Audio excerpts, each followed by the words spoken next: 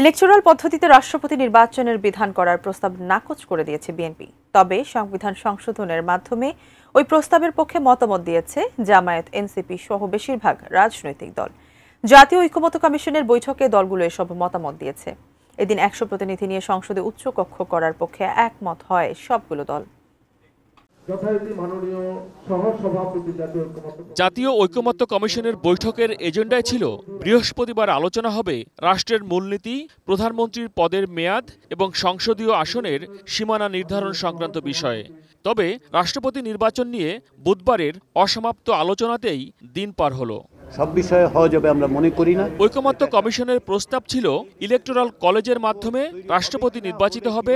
যে electoral college গঠন করার কথা জাতীয় সংসদ এবং স্থানীয় সরকারের নির্বাচিত প্রতিনিধিদের নিয়ে।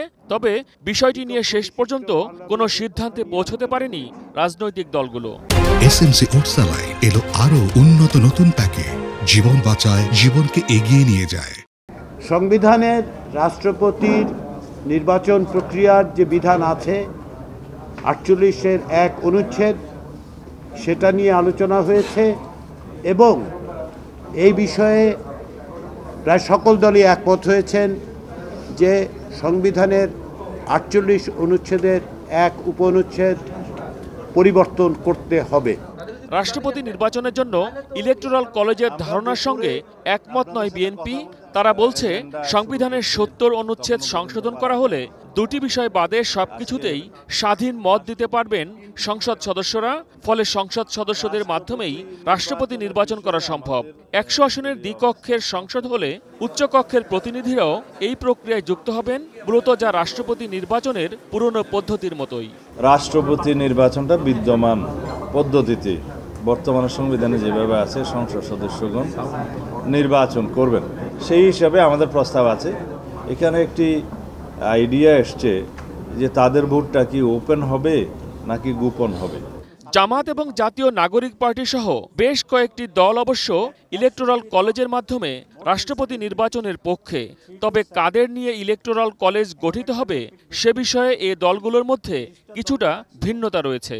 যে ওপিনিয়নটা most of the parties agree করেছে, ইনক্লুডিং বাংলাদেশ জামাত ইসলামী, সেটা হচ্ছে যে upper house, lower house member এবং এটাকে কনস্টিটিউয়েন্সিকে প্রেসিডেন্টের যে কনস্টিটিউয়েন্সি মানে ইলেকট্রাল কলেজ, সেটা আরেকটু এক্সটেন্ডেড করা।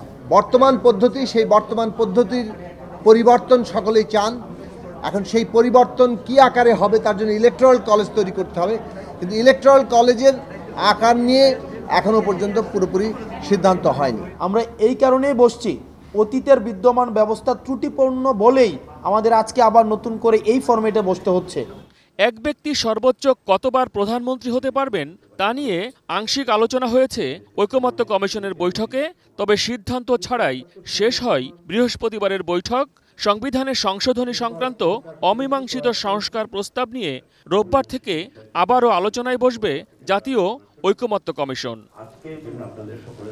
মহসিন কবির, এটিএন নিউজ, ঢাকা।